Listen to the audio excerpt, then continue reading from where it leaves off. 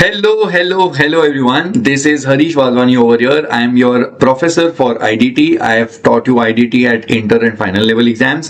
But this time I have brought up the amendments. तो ये बार भाई साहब हम लोग IDT की जो amendments है जो मई 26 के लिए वो सारी amendments में को डिस्कशन करना है.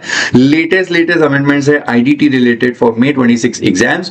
जितने भी CA इंटर का एग्जाम्स लिखने वाले मई 26 में एज वेल एज जो CS एग्जीक्यूटिव या CA में इंटर का एग्जाम देने वाले जून 26 में, आप लोगों के लिए ये वीडियो बहुत रेलेवेंट है. अंदर आईडीटी की वो सारी अमेंडमेंट्स है जो क्लास में शायद ही हमने डिस्कस करी होगी. कुछ ऑब्वियसली मैंने लास्ट के कुछ बैचेस में ये आई हुई थी, लेकिन ऑफ लेटली जो लेटेस्ट वाली अमेंडमेंट्स है वो तो बहुत बढ़िया है. इसके अंदर बहुत अच्छी इंपॉर्टेंट चीज है, तो everybody is important for you. Okay, अच्छा, इररिस्पेक्टिव ऑफ द फैक्ट कि आपने मेरे से क्लास लिए कि नहीं लिए, आपको ये अमेंडमेंट्स तो वैसे भी पढ़नी है. ठीक है, मैंने क्या किया हुआ है, मैंने नंबर वाइज जितनी भी चैप्टर्स में, जैसे सप्लाई चैप्टर का यहाँ पे 2 दिख रहा है, उसके बाद आरसीएम है, फिर आरसीएम के 3-4 है, फिर कुछ place of supply, time of supply, value of supply. तो चैप्टर वाइज पहली बात तो मैंने यहाँ पे लिस्टिंग कर दी उसको. फिर मैंने अलग अलग जगह पे उसको स्टार रेटिंग बता दिया था कि कितनी 5 स्टार रेटिंग है. तो 5 स्टार रेटिंग तो भाई साहब मेरी नजर में एक इंश्योरेंस है, और उसके बाद कुछ 4 स्टार रेटिंग है, ये भी बहुत इंपॉर्टेंट है. तो जो 4 स्टार 5 स्टार रेटिंग तो बहुत ज्यादा इंपॉर्टेंट है. अब इसको ऐसे नंबर वाइज करेंगे तो वो बिल्कुल बेकार सिस्टम होगा, ऐसा नहीं होता. ठीक है, अपन बात करेंगे बढ़िया से. ठीक है, टॉपिक वाइज. जैसे सबसे पहले चार्ज ऑफ जीएसटी, इसके अंदर बात करते हैं दारू पे चर्चा. ठीक है, दारू पे चर्चा इज समथिंग जहां पे alcoholic liquor for human consumption की बात होती है. तो दारू पे चर्चा मैं करवाता हूं मेरे स्टूडेंट्स, जब क्लास में हम लोग बात करते हैं तो ये ऐसे करके मैंने इसके ऊपर एक लिस्ट बनाई थी दारू पे चर्चा. तो ये बहुत बढ़िया है, अभी हम लोग इस पे बात करेंगे. बहुत गजब लेवल है. ठीक है, तो ये चार्ज ऑफ जीएसटी के अंदर जो भी चेंजेस आए ये, अच्छा, ऊपर जो मैंने सीरियल नंबर लिखे हुए ये 1 2 3 4, तो आपको सीरियल नंबर वाला 3 वाला जो चार्ज है वो मिल जाएगा.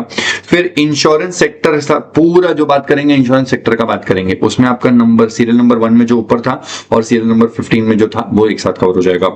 फिर वाउचर्स को लेकर के ऊपर सीरियल नंबर 2 और सीरियल नंबर 9, एंड फिर प्लेस ऑफ सप्लाई और एग्जेम्पशन का ये हम लोग यहाँ पे डिस्कशन करने वाले हैं. ठीक है, तो ये पूरी की पूरी यहाँ पे डिस्कशन में उठाऊंगा, और इसी के साथ आपको मैं अच्छे से ये पूरा कॉन्टेक्स्ट यहाँ पे एक्सप्लेन करूंगा.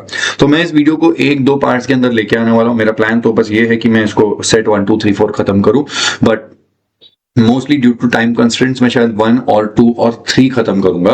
4th वाला होगा कि नहीं पता नहीं मुझे, क्योंकि थोड़ा सा बहुत देरी हो रही है मेरे को इससे बनाने में. तो एटलीस्ट मैं 3 बना लूंगा, लेकिन अगर मेरा टाइम बना तो शायद मैं 4th भी ऐड कर दूंगा. देखेंगे वीडियो कहां पे खत्म हो रहा है. Okay, so these things I will do, and the remaining ones are part, मतलब सेट नंबर 5 6 7 8, ये मैं मेरे अमेंडमेंट वाले वीडियो के पार्ट 2 में लेके आऊंगा. तो 2 पार्ट्स में बनने का इरादा है, 3 पार्ट में कम है बट 2 पार्ट में बनने का इरादा है.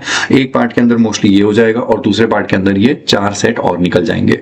और ये नंबरिंग से आपको पता चल जाएगा कि ये जितने भी नंबरिंग यहाँ पे लिखे हुए ऊपर जितने 19 नंबर तक थे ये सारे के सारे यहाँ पे कवर हो जाएंगे. ठीक है, सो फटाफट से स्टार्ट करते हैं, starting with the very first set, that is set 1, charge of GST, दारू पे चर्चा. सेट 1 की डिस्कशन, लेट्स गो एवरीवन.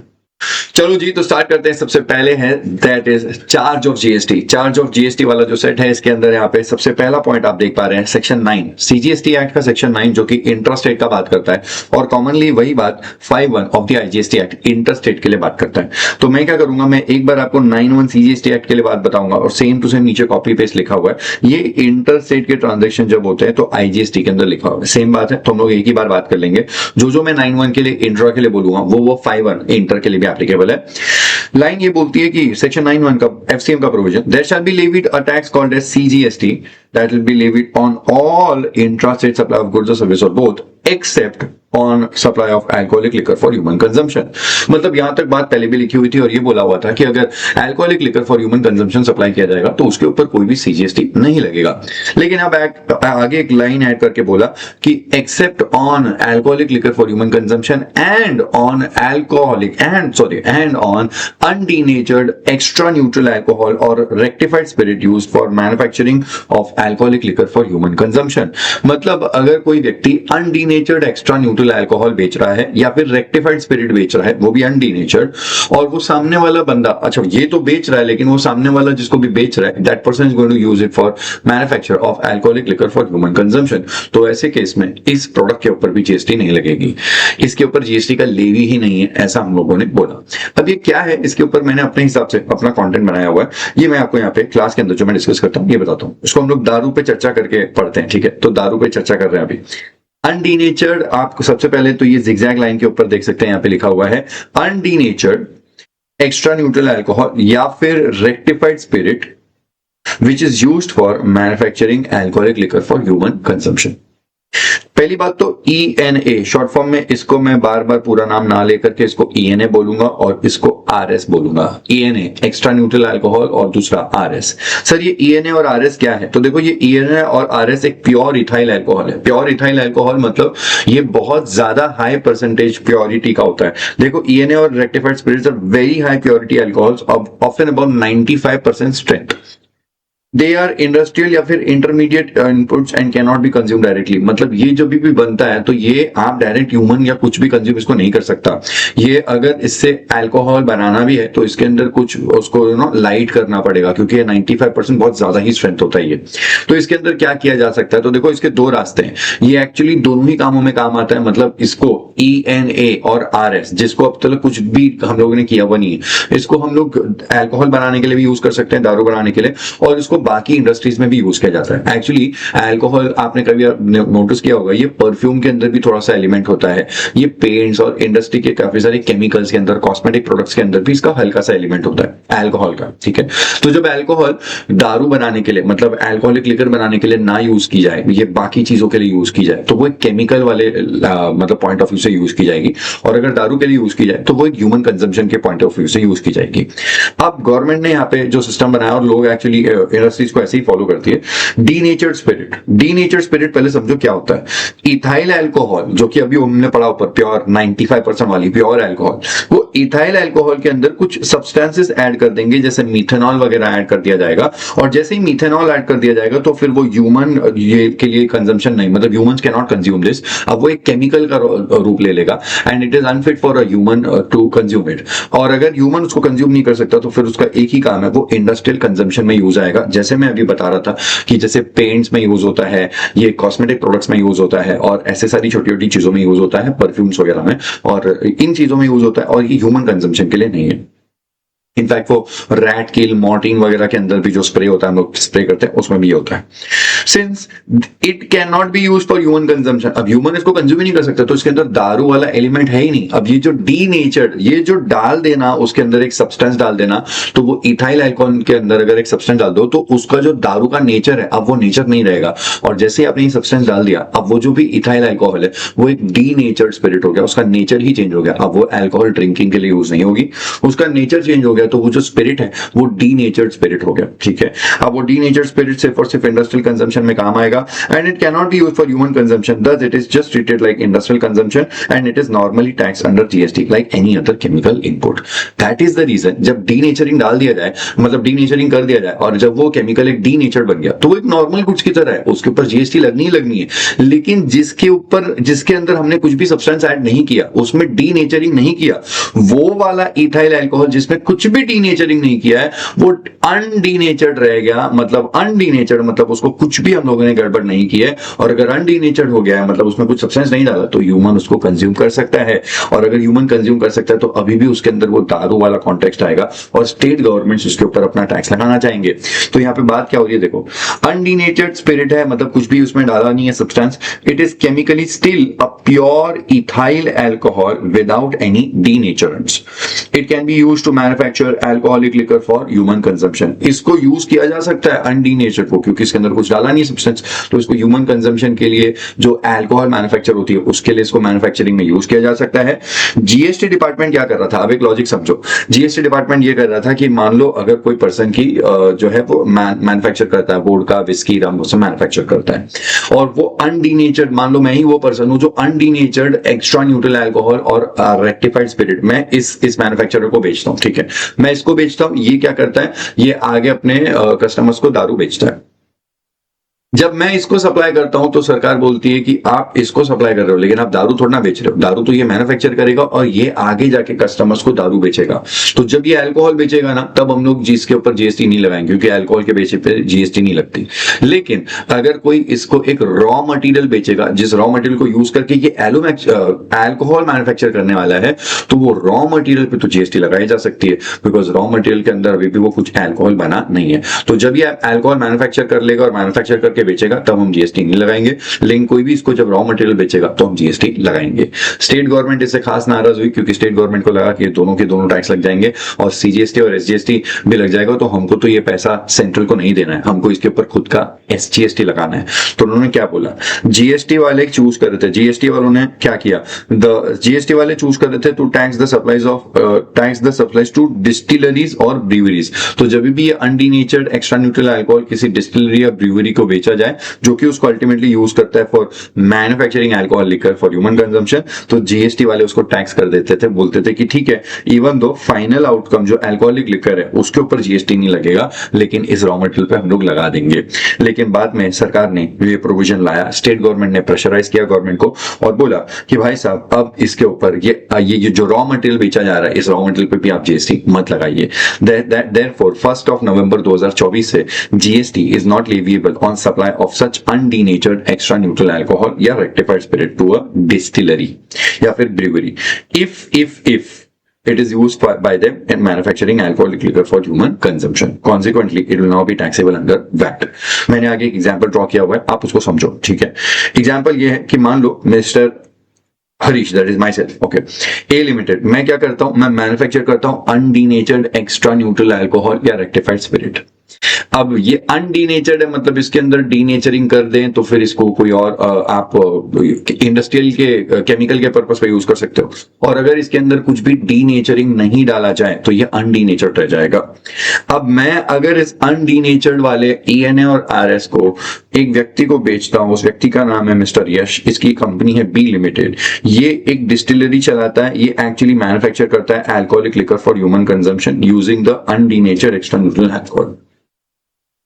और एक व्यक्ति है, उसका नाम है मिस्टर आयुष, और मिस्टर आयुष जेड लिमिटेड नाम की कंपनी चलाता है। मिस्टर आयुष भी मेरे से ये अनडीनेटेड एक्स्ट्रा न्यूट्रल अल्कोहल खरीदता है, लेकिन आयुष इसको यूज करता है for manufacturing any kind of industrial chemical but not for manufacturing alcoholic liquor for human consumption.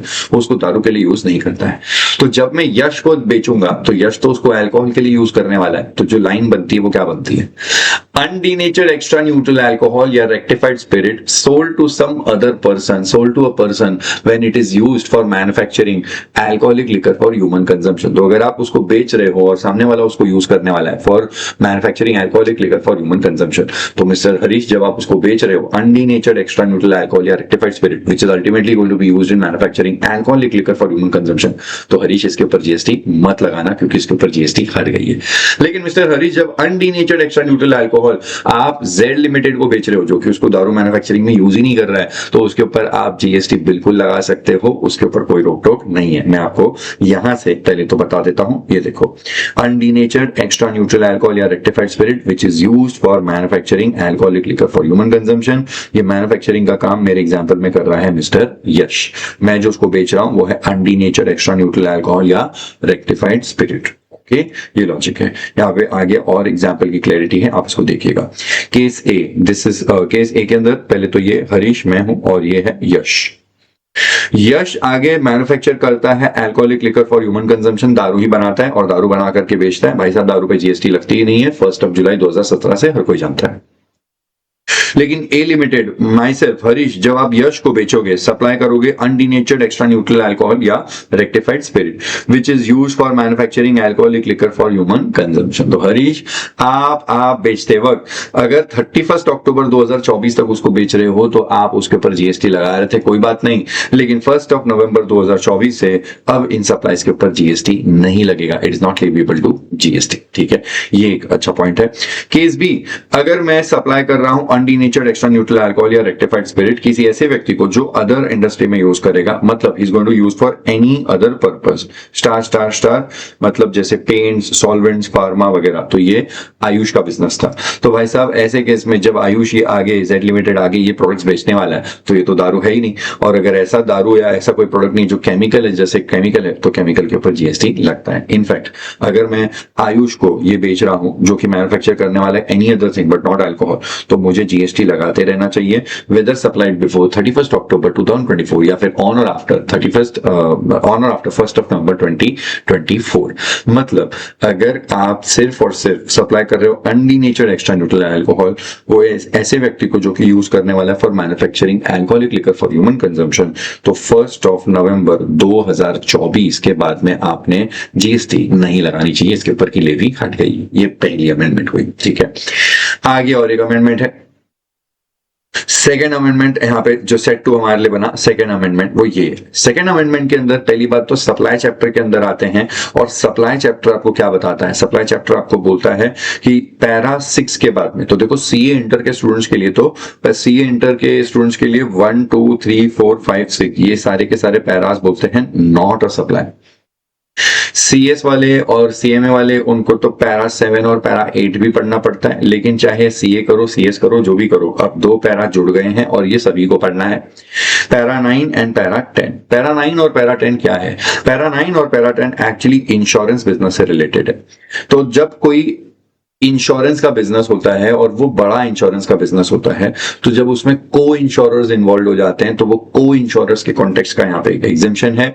मैं आपको ये को इंश्योरेंस के कॉन्टेक्स्ट के एग्जेम्पशन नहीं, एक्चुअली वो नॉट अ सप्लाई है, तो ये मैं आपको इस कॉन्टेक्स्ट के अंदर जो भी समझाता हूं, ये एक बहुत बढ़िया चार्ट से समझाना चाहता हूं, ठीक है। आगे एक बार के लिए स्क्रॉल करते हैं। ये आप देख रहे हैं, ये सप्लाई चैप्टर के अंदर है, ठीक है।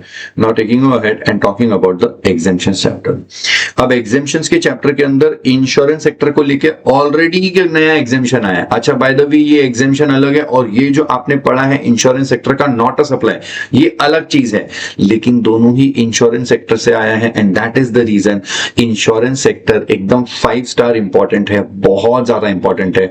इसके ऊपर पूरा क्लैरिटी देता हूं इंश्योरेंस सेक्टर के ऊपर। पहली बात तो ये नॉट अ सप्लाई वाले जो 2 केसेस हैं, इन पे अभी बात नहीं कर रहा हूं, ये जब रीड कराया, अब आगे थोड़ी देर के बाद इन पे आता हूं। पहले तो ये समझो, इंश्योरेंस सेक्टर में अगर हेल्थ इंश्योरेंस का बिजनेस कर रहे हैं, तो जब भी कोई इंश्योरर किसी इंश्योर्ड व्यक्ति को हेल्थ इंश्योरेंस करवाएगा, तो हेल्थ इंश्योरेंस की सर्विस एग्जेम्प्ट है, और उस हेल्थ इंश्योरेंस की सर्विस के लिए जो भी प्रीमियम चार्ज किया, उस प्रीमियम पे जीएसटी नहीं लगेगा, जीएसटी एग्जेम्प्ट है। जो हेल्थ इंश्योरेंस सर्विस के लिए बोला, वही लाइफ इंश्योरेंस सर्विस के लिए बोला है। मतलब अगर एक इंश्योरेंस कंपनी किसी व्यक्ति का लाइफ इंश्योरेंस या हेल्थ इंश्योरेंस कर रही है और उसके लिए प्रीमियम चार्ज कर रही है, तो वो जो प्रीमियम चार्ज किया उसके ऊपर जीएसटी नहीं लगेगा। लेकिन एक कंडीशन है, जिस व्यक्ति का इंश्योरेंस हो रहा है, वो जो इंश्योर्ड व्यक्ति है वो ग्रुप नहीं होना चाहिए। ही और शी या जो भी है, they should not be a group, मतलब वो ग्रुप इंश्योरेंस पॉलिसीज के लिए एप्लीकेबल नहीं होता। अब ग्रुप इंश्योरेंस पॉलिसी क्या है, उसके ऊपर आगे बात करते हैं हम लोग। यहाँ पे आपको कॉमन एक्सप्लेनेशन दिखेंगी, ये ग्रुप इंश्योरेंस पॉलिसी का है। पैरा जो पॉइंट नंबर 1 है, ये तो आपको इतना बता दिया कि हेल्थ इंश्योरेंस की अगर पॉलिसी कराइए तो प्रीमियम पे जीएसटी नहीं लगेगा। सेकंड वाला बोलता है लाइफ इंश्योरेंस की पॉलिसी है तो प्रीमियम पे जीएसटी नहीं लगेगा। लेकिन दोनों ही पॉइंट्स कॉमनली बोलते हैं कि ग्रुप होगा, ग्रुप इंश्योरेंस होगा, तो उसका कोई भी एग्जेम्पशन का बेनिफिट नहीं है। मतलब ग्रुप इंश्योरेंस का करवाएंगे तो वो टैक्सेबल होगा। अब मैं आपको एक रफ डायग्राम बना के देता हूं, बाद में मैं इसको प्रॉपर थोड़ी देर के अंदर एक प्रॉपर डायग्राम लगा करके अटैच करके बता दूंगा। ऐसे देखो,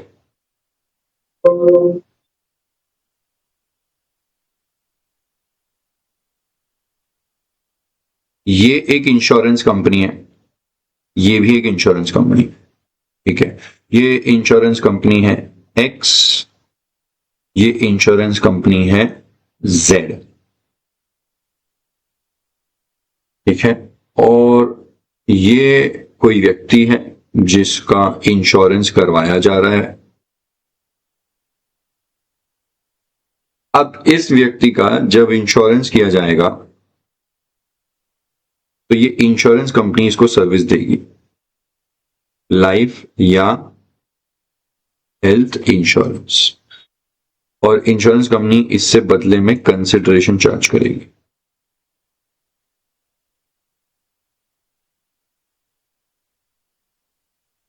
कंसिडरेशन जो चार्ज करेगी वो एक्चुअली होगा इसका प्रीमियम, ठीक है। अब ये जो आप देख रहे हैं, दिस हैज बिकम एक्सेप्ट। तो जेड इंश्योरेंस कंपनी ने ये जो भी मिस्टर, ठीक है, इसका नाम रख देते हैं आलोक, इसका नाम है, ठीक है।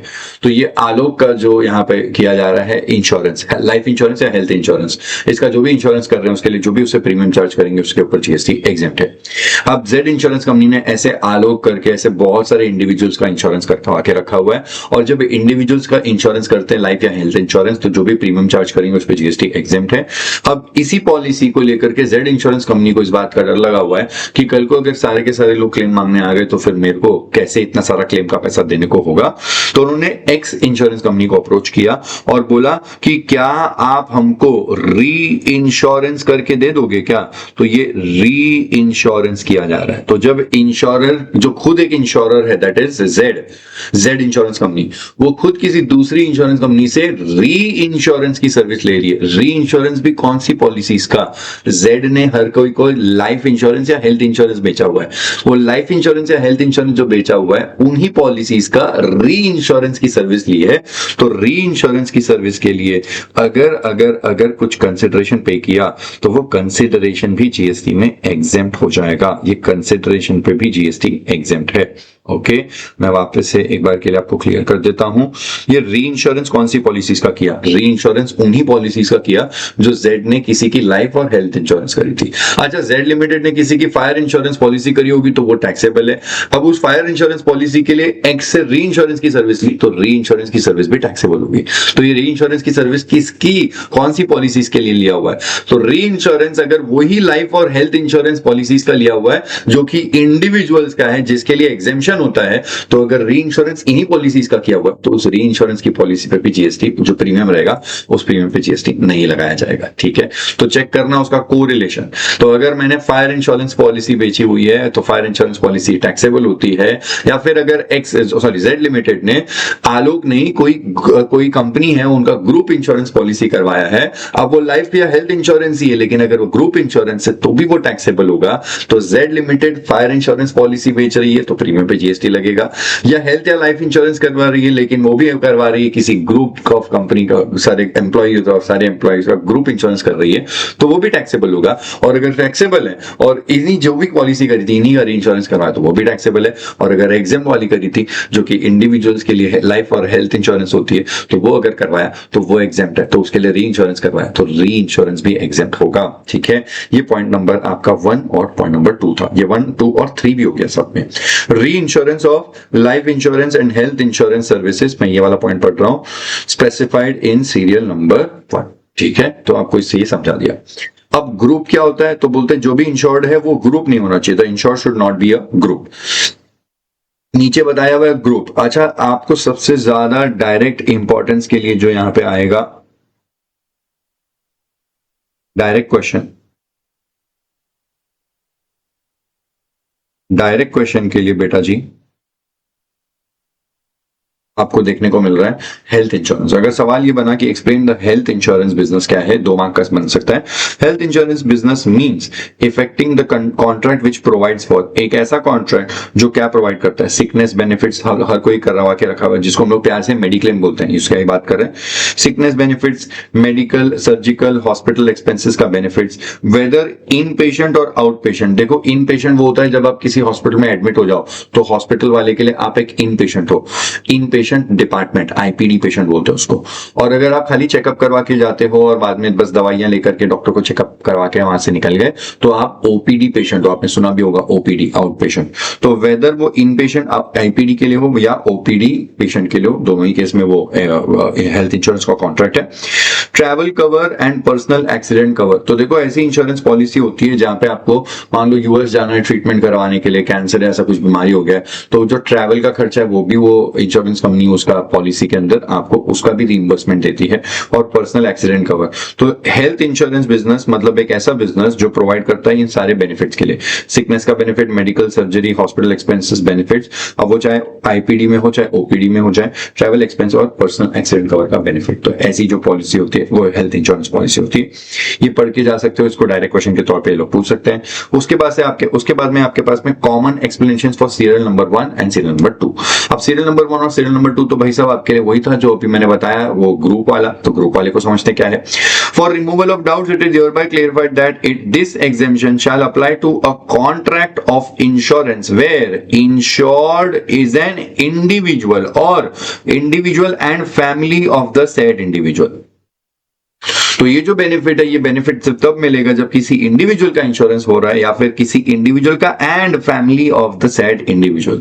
तो ग्रुप करवाया, लेकिन ग्रुप कैसा है सर? फैमिली ग्रुप है, मतलब मैं और मेरे मम्मी पापा ऐसे जो भी हैं, मैं सारे फैमिली मेंबर्स का करवा रहा हूँ, या फिर कोई व्यक्ति है वो अपने वाइफ का करवा रहा है, उसके बच्चे हैं, ऐसे करके एक फैमिली इंश्योरेंस पॉलिसी उसने करवाई हुई है, तो फिर वो वाले केस में भी पूरा पूरा एग्जेम्पशन रहेगा। ठीक है, इसका एग्जाम्पल मैंने यहाँ पे लिखा हुआ है। बहुत अच्छी बात है कि फैमिली को इन्होंने डिफाइन नहीं किया, इन्होंने यहाँ पे बोला, और ये बहुत अलग ही चीज आपको डीटी आईडीटी में देखने को मिलती है।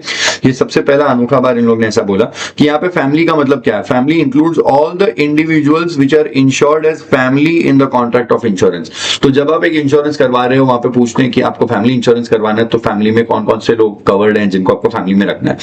तो पॉलिसी लिखाते वक्त कोई व्यक्ति ने अपनी वाइफ को, अपने बच्चों को और अपनी मम्मी पापा इनको भी फैमिली में डाल दिया।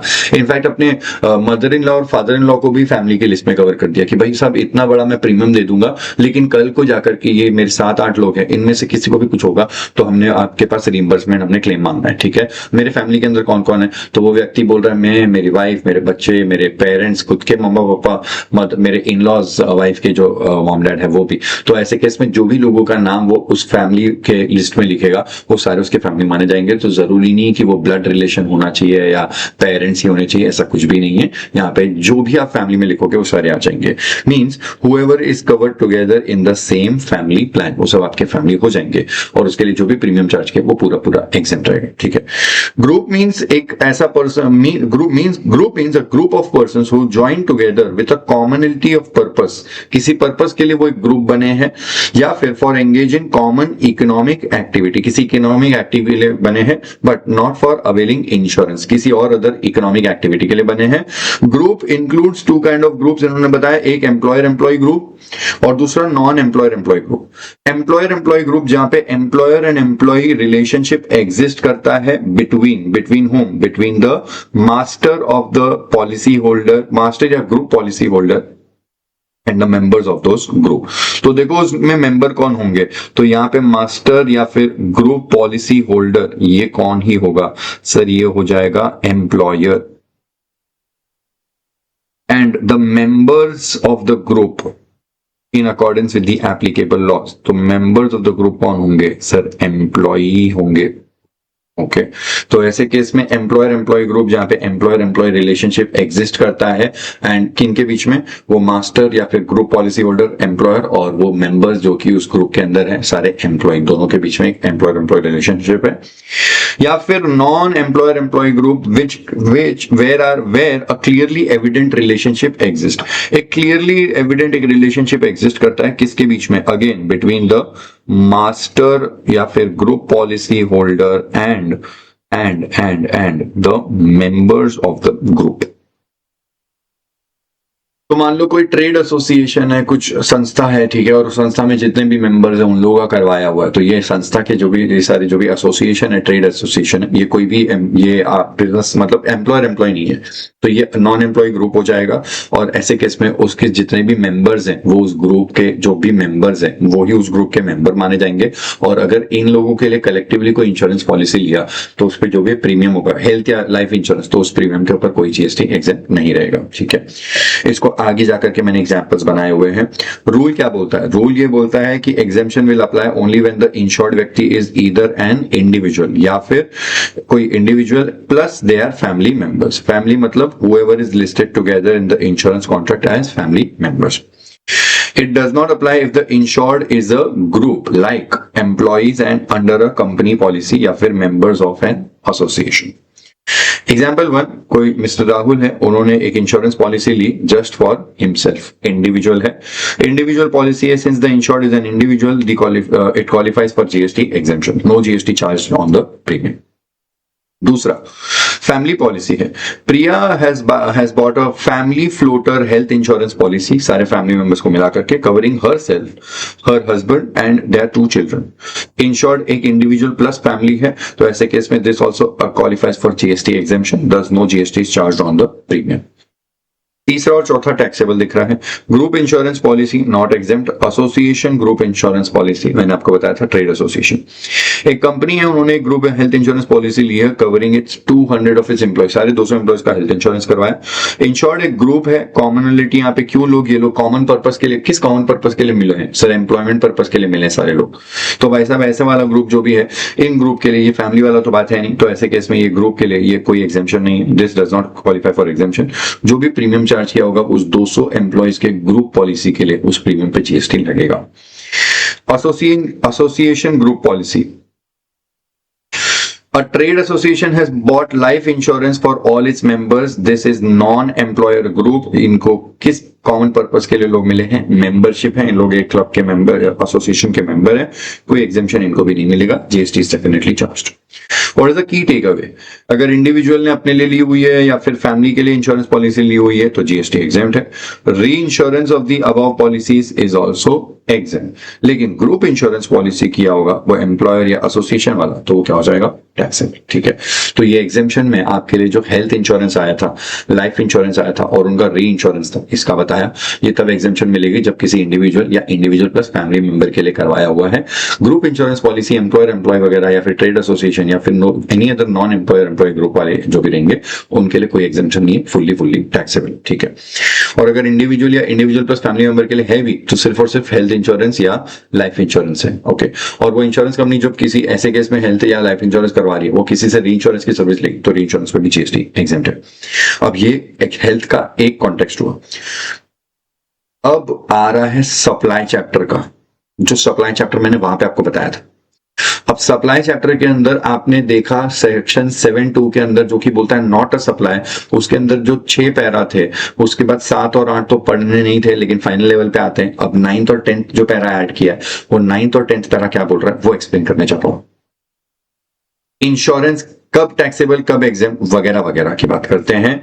कोई ऐसा सीन है, अब यहाँ पे आपको पहले मैं एक इजी वाला पढ़ाता हूं फिर थोड़ा डिफिकल्ट वाला करवाता हूं। तो ये जो चार्ट है, ये तो 2 पैराज है अपने पास में, पहले इजी वाले का बात करते हैं। Okay, this one is easy. ये को इंश्योरेंस है, बड़ी कंपनी है, हर कोई जानता है, रिलायंस इंडस्ट्रीज लिमिटेड। ठीक है, they are the client, they are insured, इनका इंश्योरेंस करवाया है। ठीक है, अब वो भूल जाना वो हेल्थ और लाइफ इंश्योरेंस, ये हेल्थ और लाइफ के लिए ये सभी सर्विस, कोई भी पॉलिसी हो, चाहे हेल्थ हो, लाइफ हो, चाहे फायर इंश्योरेंस पॉलिसी, कोई भी पॉलिसी हो। ओके, रिलायंस इंडस्ट्रीज ने अपनी जामनगर ऑयल रिफाइनरी का फायर इंश्योरेंस करवाया, दे आर द इंश्योर। लेकिन रिलायंस इंडस्ट्रीज का इतना बड़ा जो इंश्योरेंस है, ये कोई एक इंश्योरेंस कंपनी कर नहीं सकती थी, तो इन्होंने क्या किया, ये 3 इंश्योरेंस कंपनीज मिल करके इनका इंश्योरेंस करवा रहे हैं। ध्यान देना, एक एक चीज पे बहुत इंपॉर्टेंट है। ए इंश्योरेंस कंपनी ने इसका इंश्योरेंस किया हुआ है और जिन सर्विस इनको दी हुई है वो इंश्योरेंस सर्विस है, लेकिन बीड़ा तो तीनों ने मिलकर के उठाया हुआ है। अब होता क्या है, on the face of it सिर्फ एक इंश्योरेंस कंपनी बात करती है, लेकिन बाकी दोनों भी इन्वॉल्व है। ऐसा नहीं है कि एक ही इन्वॉल्व है, बस एक बंदा बात करने में आगे रहता है, वो हमेशा सारे कंप्लायंस और कम्युनिकेशंस करता है कंपनी के साथ में, तो वो लीड इंश्योरर है। कंपनी भी एक के साथ ही डील करती है, कंपनी को भी आसान है। ये इंश्योरेंस सर्विस देता है इनको और बदले में इनसे प्रीमियम चार्ज करता है। ठीक है, ये प्रीमियम पे जीएसटी लगता है, ये टैक्सेबल है, हमने इसके बारे में कुछ बोला ही नहीं है। ठीक है, जो एग्जेम्पशन केस होते होंगे वो होते होंगे, आपने एग्जेम्पशन काफी सारा पढ़ा हुआ है, हो सकता है कुछ एग्जेम्पशन होगा, मैं बोल रहा हूं ये टैक्सेबल है। फॉर एग्जाम्पल, अब अगर ये सप्लाई किया है, इससे जो भी चार्ज किया हुआ है, जो भी प्रीमियम चार्ज किया हुआ है, ये कहानी का एक पहलू है। अब मान लो 10 करोड़ चार्ज किया हुआ है, अब अगर क्योंकि 100 करोड़ की इंश्योरेंस पॉलिसी है, ठीक है, 150 करोड़ की इंश्योरेंस पॉलिसी, तो 10 करोड़ चार्ज किया हुआ है। अब ये जो 10 करोड़ चार्ज किया हुआ है, ये ए इंश्योरेंस कंपनी पूरा नहीं रखने वाली, क्योंकि ये लोग शेयरिंग करने वाले। अज्यूम करते हैं कि ये अपने पास में 40% रखना चाहता है और इनको बोला है कि तुम 30% ले लो, प्रीमियम भी तुमको 30% दे देता हूं, और मान लो कल को अगर कुछ ऐसा अनफोर्सिंग सिनेरियो हो गया और फायर हो गया, तो जब क्लेम देना होगा तो I will pay only 40% of the claim and 30% you will pay. तो क्लेम में भी 30% आगे आना और जो प्रीमियम कमाने का जो बेनिफिट है वो भी आपको 30% ही दूंगा। मेरे पास जो 10 करोड़ आए हैं उस 10 करोड़ में से मैं आपको आपका 3 करोड़ दे देता हूं और आपको आपका 3 करोड़ दे देता हूं। सवाल ये उठा कि ये जो शेयरिंग ऑफ प्रीमियम है 3 करोड़ और शेयरिंग ऑफ प्रीमियम है 3 करोड़, क्या इसको सप्लाई माना जाए, क्या इसके ऊपर जीएसटी लगाया जाए? तो आंसर इज नो। बोला ये वाले केस में तो टैक्सेबल है, लेकिन दिस वाला case is not a supply. मैं शॉर्ट फॉर्म में लिख रहा हूं NS, this is not a supply. So when A insurance company, the lead insurer, is sharing the premium with the other को इंश्योरर्स, तो ये शेयरिंग वाले जो अमाउंट है, दैट इज ये जो 3 करोड़ है, ये जो 3 करोड़ है, इस 3 करोड़ के ऊपर हम जीएसटी नहीं लगाएंगे, ये सप्लाई ही नहीं है। Condition is a insurance company, आपने जो इंश्योरेंस की सर्विस दी थी, बदले में उससे जो आपने 10 करोड़ लिए थे, इस 10 करोड़ के ऊपर आप पूरा पूरा जीएसटी गवर्नमेंट को पे कर देना। मतलब गवर्नमेंट को जब जीएसटी जमा किया जाएगा, तो जो जीएसटी जमा किया जाएगा वो ए के द्वारा जमा किया जाएगा। अज्यूम करते हैं ए ने उसको बोला रिलायंस को कि सर आप 10 करोड़ दीजिए और 10 करोड़ की वैल्यू है और इसके ऊपर आप 18% जीएसटी दीजिएगा, so you are going to pay me 11.8 crore. तो ये पहली बात, तो 10 करोड़ अपने पास में लेकर के बैठ गया, ये 10 करोड़ इधर दिख रहे हैं अपने को, ठीक है। अब बाकी का जो अमाउंट है 1.8 crore, this is GST deposit. ये किसके पास जमा करेगा? ये गवर्नमेंट के पास में जमा कर देगा। तो जब ए इंश्योरेंस कंपनी पूरा का पूरा जीएसटी 10 करोड़ के ऊपर, फुल इंश्योरेंस पॉलिसी के अमाउंट के ऊपर जो पूरा पूरा जीएसटी, जब ए आप खुद ही जमा कर दोगे पूरा 1.8 करोड़, तो बाकी जो बचा 10 करोड़ है, अब आप उसमें से कितना इसको देते हो और कितना इसको देते हो हमको से फर्क नहीं है। इनफैक्ट हमारे लिए this transaction is not a supply, but the condition is पूरे अमाउंट पे, पूरे 10 करोड़ पे 18% जीएसटी ए आप जमा कर देना। तो जब लीड इंश्योरर इंश्योरेंस कंपनी को रिलायंस को सर्विस दे रहा है और उनसे इंश्योरेंस की पॉलिसी के सामने कुछ प्रीमियम कलेक्ट कर रहा है, तो उस प्रीमियम पे उसने पूरा पूरा जीएसटी रिलायंस से कलेक्ट करके खुद ही गवर्नमेंट को जमा कर देना चाहिए। अगर वो पूरा का पूरा जीएसटी खुद ही जमा कर देगा, कंप्लायंस कर देगा, तो सरकार बोलती है कि जो अब बचा तेरे पास में 10 करोड़ का वैल्यू का पोर्शन है, उसमें से एक हिस्सा तू बी को दे दे, दूसरा सी को दे दे। इनफैक्ट तेरा शेयरिंग ऑफ प्रीमियम जीएसटी में सप्लाई ही नहीं माना जाता। I read it quickly for you. The above sharing of premium activity, ये कौन कर रहा है? ए बी के साथ शेयर कर रहा है या फिर ए सी के साथ शेयर कर रहा है। ये शेयरिंग ऑफ प्रीमियम जो है, this is treated as not a supply, so that GST is charged on the full premium. तो हम सप्लाई नहीं मानेंगे, बस कंडीशन ये है कि full premium by the lead insurer, आपने पूरे प्रीमियम पे जीएसटी पे कर देना चाहिए, and not again when that amount is shared और एडजस्टेड बिटवीन इंश्योरर्स, को insurance apportionment. Reliance takes a mega fire policy of 100 crores from 3 insurers. A lead है, B और C उसके को इंश्योरर्स हैं। रेशियो A ने 40 रखा हुआ है, 30-30 इनको दिया हुआ है। Reliance industries has paid the full premium of 12 crore. मैंने एग्जांपल में 10 बताया था, यहाँ पे 12 करोड़ लिखा है। उसे पूरा पूरा किसको दे दिया है? ए को। ए ने क्या किया? ए ने जीएसटी पे किया ऑन एंटायर 12 करोड़। हाइलाइटर पे फोकस करो बस भाई। ए ने जीएसटी पे किया ऑन एंटायर 12 करोड़। देन अब ए ने उसका 30% हिस्सा, 12 करोड़ का 30% 3.6, 12 करोड़ का 30% 3.6, बी और सी को 30% दे दिया, और जो बाकी बचा हुआ 40% है, 4.8 करोड़, वो अपने पास में रख रहा है। The internal apportionment from A to B or A to C is now treated as neither supply of goods nor supply of service under para 9 of schedule 3, ठीक है, 7 to A के अंदर। So B and C do not charge GST again on these receipts since GST has already been discharged once on the full 12 crores by A Limited।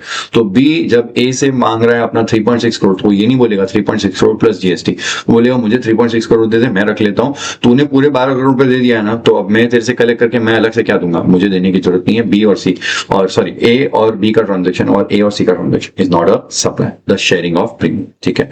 Para 9 समझा दिया, para 9 यही था। अब para 10 है, और para 10 के अंदर कुछ बातें हैं, ये आपको थोड़ी सी ये कहां पे ध्यान देना पड़ेगा। Okay, now this is the point. अब ये मैं पहली बात तो एक डायग्राम बनाया हूं। एक इंश्योरेंस कंपनी है ए इंश्योरेंस कंपनी ने किसी इंश्योर्ड व्यक्ति को इंश्योरेंस की सर्विस दी है। ये इंश्योरेंस की सर्विस टैक्सेबल भी हो सकती है, ये इंश्योरेंस की सर्विस एग्जेम भी हो सकती है। कौन सी इंश्योरेंस पॉलिसी है बता देता हूं। सर अगर इंश्योरेंस पॉलिसी ये वाली हुई 1 2 3 वाली हुई तो वो एग्जेम्प्ट हो जाएगी। कुछ पहले से ही थी, ये याद होगा आपको, जनरल इंश्योरेंस, ये हट insurance and all that thing, ठीक है। तो ये कैटल वगैरह, ये इंश्योरेंस पॉलिसी का किया तो भी एग्जेम्प्ट है। लाइफ इंश्योरेंस पॉलिसी किया हुआ है अंडर दी स्कीम्स तो भी वो एग्जेम्प्ट माना जाएगा। तो जब ए ने उस इंश्योर्ड व्यक्ति का इंश्योरेंस किया हुआ है, अब वो कौन सा इंश्योरेंस किया पता नहीं, मेरे नोट्स की लिस्ट के हिसाब से या तो पॉइंट नंबर 1 का कुछ किया होगा, या 2 का किया होगा, या पॉइंट नंबर 4 का कुछ किया होगा, या पॉइंट नंबर 5 का कुछ किया होगा। अगर इनके अंदर से कुछ भी उसने किसी का इंश्योरेंस किया हुआ है और जो प्रीमियम कलेक्ट किया हुआ है तो वो एग्जेम्प्ट होगा, बाकी कोई होगा तो वो टैक्सेबल होगा। तो ये तो आप समझ गए। ए को लग रहा है कि मैंने इतने सारे लोगों को इंश्योरेंस पॉलिसी बेची है, कल को अगर एक साथ सारे लोग मेरे पास में आ जाते हैं क्लेम अमाउंट मांगने, तो मैं तो उस पोजीशन में ही नहीं। तो ए क्या करता है, ए जब भी अपना इंश्योरेंस पॉलिसी कंप्लीट कर लेता है ना, तो उसका एक हिस्सा, पूरा नहीं, एक हिस्सा, मान लो उसने किसी का 10 करोड़ का इंश्योरेंस पॉलिसी करके रखा हुआ है, ठीक है। अब कल को कुछ हुआ तो ये इंश्योरर आके इससे क्लेम का अमाउंट मांगेगा, कितना, 10 करोड़। ए को लग रहा है कि ये पूरा पूरा पैसा तो दे नहीं पाएगा, तो इसने क्या किया, इसने बोला कि ठीक है, मैं, मेरा जो रिस्क है, मेरा एक्सपोजर इज 10 करोड़, कल को हुआ तो मुझे 10 करोड़ देना पड़ेगा, मैं काम करता हूं इसका एक हिस्सा री इंश्योरेंस करवा लेता हूं। तो उसने बी लिमिटेड को बोला कि बी तू मेरे को री इंश्योरेंस की सर्विस दे, reinsurance to the extent of से फॉर एग्जाम्पल 40%, 60% रिस्क मैं खुद ही रख लेता हूं, मतलब कल को कुछ हुआ तो 60% तो मैं दे दूंगा, लेकिन मुझे बाकी 40% का डर है। तो एक काम कर, तू मुझे री इंश्योरेंस करके दे दे फॉर द 40% ऑफ एक्सपोजर। तो कल को अगर मेरा 100% जो एक्सपोजर है उसमें मेरे से कोई भी क्लेम मांगने आए तो मैं 40% तेरे से लेके दे दूंगा, 60% अपनी जेब से डालूंगा। अब जाहिर सी बात है, वो अगर 40% का इंश्योरेंस करवा है, करके दे रहा है, तो उसको प्रीमियम भी देना पड़ेगा। तो इसको जो भी प्रीमियम मिला है उसका एक प्रीमियम वो यहाँ पे शेयर करेगा। ध्यान देना, सर्विस मैंने आपको 2 ही बताई है, ये वाली सर्विस जो है वो री इंश्योरेंस की सर्विस है, ये वाली जो सर्विस है ये इंश्योरेंस की सर्विस है। अब बी को खुद डर लग रहा है कि कल को अगर ए लिमिटेड बहुत सारा 40% मेरे पास मांगने आ जाएगा तो मेरे को अब प्रॉब्लम हो जाएगा। तो बी ने वापस से उस इंश्योरेंस पॉलिसी का जो उसने री इंश्योरेंस करी थी, वो वापस से एक लेवल आगे जाकर के री इंश्योरेंस कर रहा है। अब री इंश्योरेंस का ही वापस री इंश्योरेंस करते हो तो उसको बोलते हैं रेट्रोसेशन। तो बी लिमिटेड जब ए इसके पास में जाकर के रेट्रोसेशन करवा रहा है तो वो रेट्रोसेशन की सर्विस भी जीएसटी में एग्जेम्प्ट है। अगर किसी फॉरेन कंपनी से करवा दिया जाए, ओके, से for example Shahid insurance company है, तो जो फॉरेन इंश्योरेंस कंपनी है उसको सीबीआर बोलते हैं, क्रॉस बॉर्डर रेट्रोसेशन, तो वो भी एग्जेम्प्ट हो जाएगा। तो एक चेन समझते हैं, अब चेन समझते हैं। सप्लायर ए है, रेसिपेंट इंश्योर्ड है। ए जब इंश्योर्ड व्यक्ति को इंश्योरेंस की सर्विस दे रहा है और उससे प्रीमियम चार्ज कर रहा है तो उसके ऊपर जीएसटी, टैक्सेबल, एग्जेम्प्ट कुछ भी हो सकता है। फिर इंश्योरेंस कंपनी की सप्लायर बी है, बी ने ए लिमिटेड को री इंश्योरेंस की सर्विस दी है, इस पे भी टैक्सेबल या एग्जेम्प्ट हो सकता है। अब सी है और सी ने बी को सर्विस दी है रेट्रोसेशन की, या डी ने बी को सर्विस दी है रेट्रोसेशन की। You can focus on the arrows. पहला एरो है ए से इंश्योर्ड, फिर बी से ए, फिर सी से बी एंड देन डी से बी। तो ये सारे लोग सर्विस दे रहे हैं और बदले में सामने वाला जिसके पास में एरो पहुंच रहा है वो उसका कंसिडरेशन पे करेगा। अब यहां पे अगर आप नीचे देखते हो तो मेरे लिए आप बस फोकस कीजिएगा on point number 1, 2, 4 and 5, 1, 2, 4 and 5, 1, 2, 4 and 5। ए ने उस इंश्योर्ड व्यक्ति को इंश्योरेंस की सर्विस दी। अगर वो स्पेसिफाइड स्कीम्स की करी थी जो मैंने आपको बताई थी, स्पेसिफाइड स्कीम्स में यहां पे लिख देता हूं मेरे नोट्स के हिसाब से, सीरियल नंबर 1, 2, 4 एंड 5।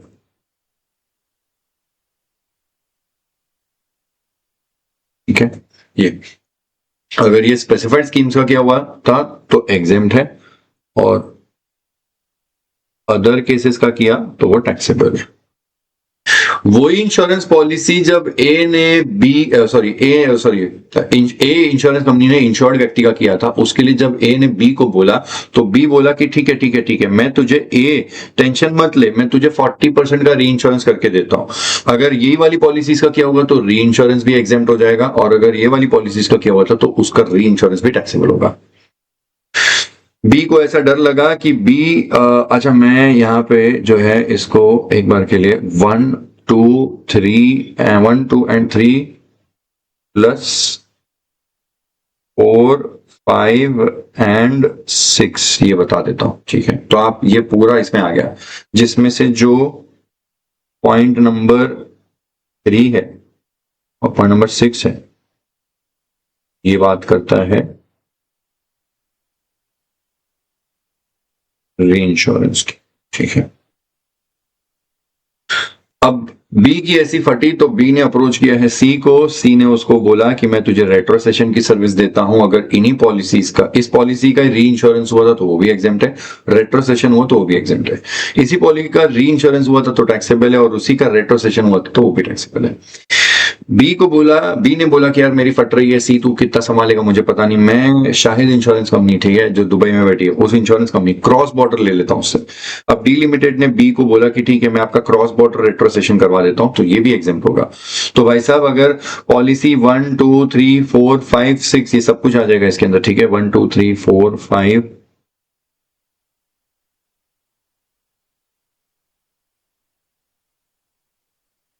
एंड 6।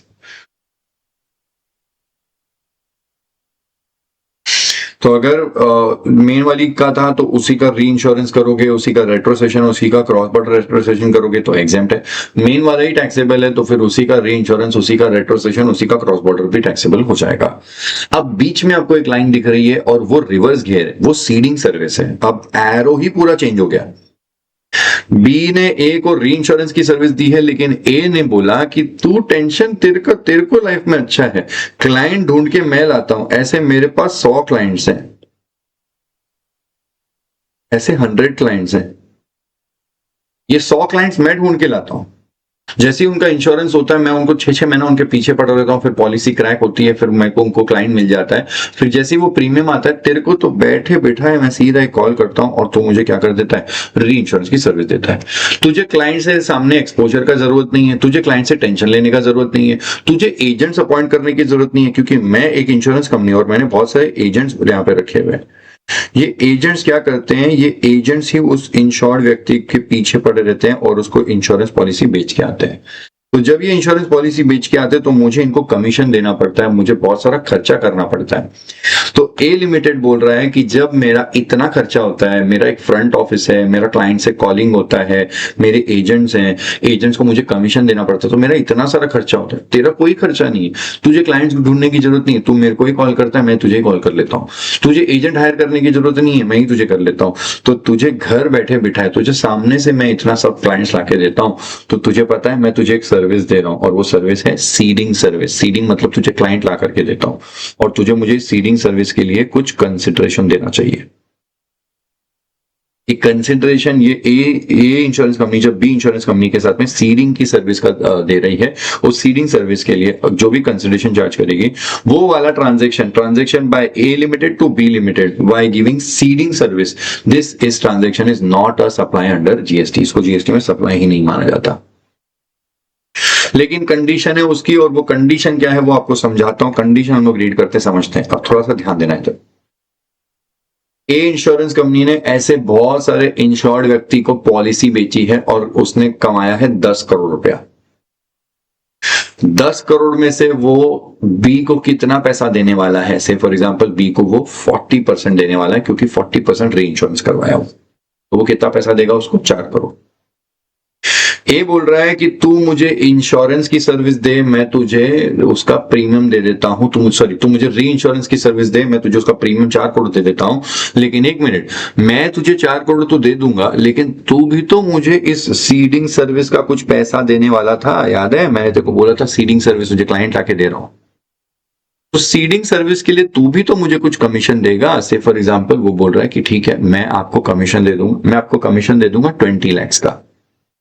अब 4 करोड़ देने किसको है, सुनो, ए लिमिटेड देने वाला है, ए इसको देगा 4 करोड़,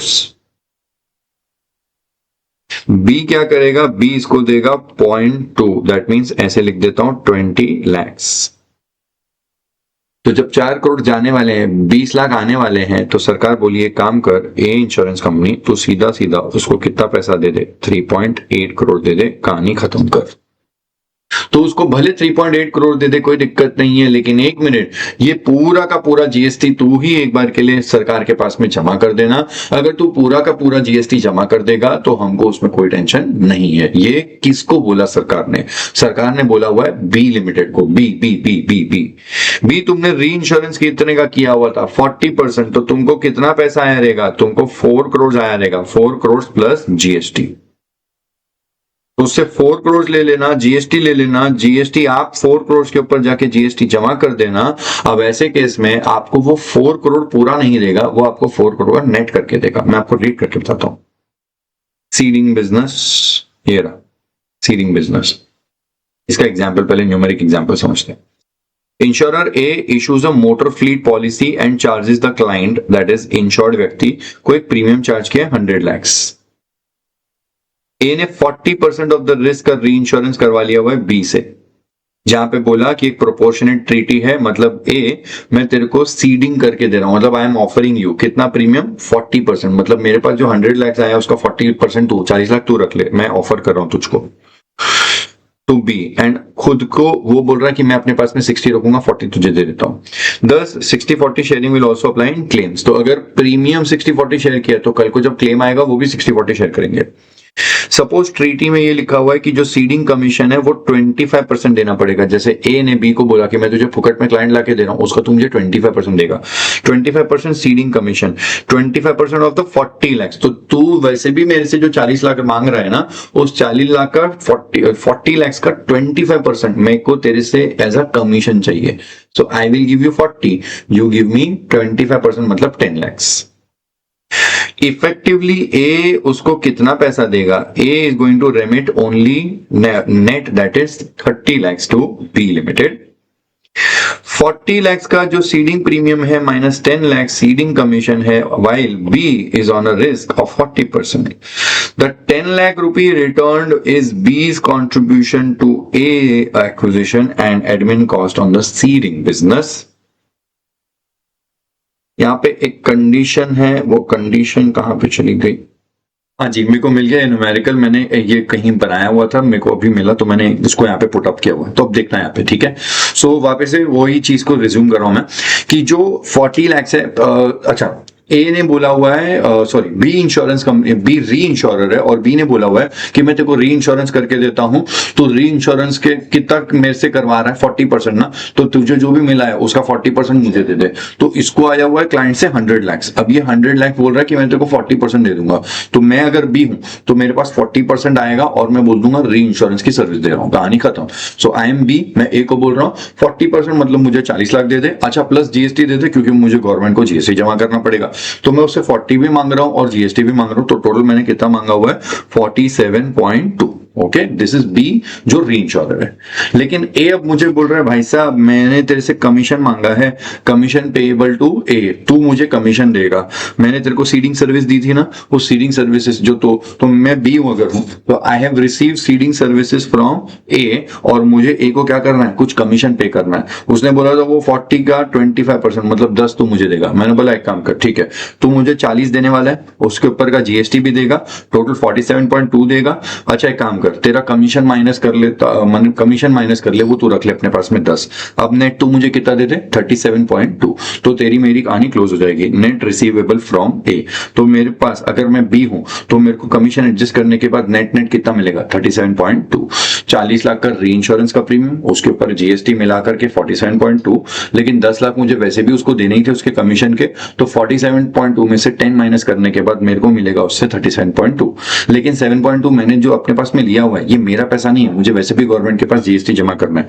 तो let's GST payable gross amount पे, ग्रॉस 40 पे, भले ही आपको नेट करके मिल रहा है, लेकिन मिस्टर री इंश्योरर बी आपको री इंश्योरेंस प्रीमियम का जो 40 आया हुआ है ना, उस 40 पे आप एक बार आप उससे जीएसटी कलेक्ट करके जमा कर दो पूरे पे। तो अगर आप ये जमा कर दोगे तो हम आपके आपसी सीडिंग वाला जो 10 करोड़ 10 लाख का अमाउंट है इसके ऊपर जीएसटी मांगेंगे नहीं। इनफैक्ट ए कंपनी ने बी कंपनी को जो सीडिंग सर्विस दी और बदले में जो 10 लाख का सीडिंग कमीशन पाया, वो ट्रांजैक्शन जीएसटी के लिए सप्लाई ही नहीं है। So which transaction is not a supply? Transaction by A insurance company to B insurance company, the seeding services transaction जिसके लिए सीडिंग कमीशन आया 10 lakhs, वो सप्लाई नहीं है और उसके ऊपर हम जीएसटी नहीं मांगेंगे। बस बी री इंश्योरर तू क्या कर दे, तू पूरे 40 लाख पे कर दे। ये बात मैंने यहाँ पे न्यूमेरिकल्स में बताई है, मैं ये शीट में भी दे दूंगा आपको, ये आपको इधर दिखेगा सेट 2 के नीचे यहीं पे लिखा हुआ है, ठीक है। और यहाँ पे